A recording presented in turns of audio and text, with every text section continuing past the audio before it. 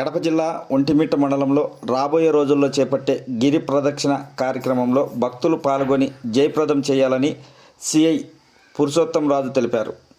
ఒంటిమిట్ట రామాలయం నుంచి ఆదివారం ఉదయం పల్లెల చుట్టూ 14 కిలోమీటర్లు గిరి ప్రదక్షిణ చేసి రామాలయం వద్దకు చేరుకొని సీతారామ లక్ష్మణులకు ప్రత్యేక పూజలు చేశారు. ఈ కార్యక్రమంలో బాలరాజు శివరాజు, పాటూరు గంగిరెడ్డి, పేరూరు కొండయ్య, రామయ్య, ప్రతాప్ రెడ్డి, సీనియర్ పాత్రికేయులు మహేశ్వరయ్య, సుబ్బనర్సయ్య, సుబ్బరామయ్య, సుబ్బారెడ్డి, యానాదయ్యతో పాటు పలువురు రామయ్య భక్తులు పాల్గొన్నారు.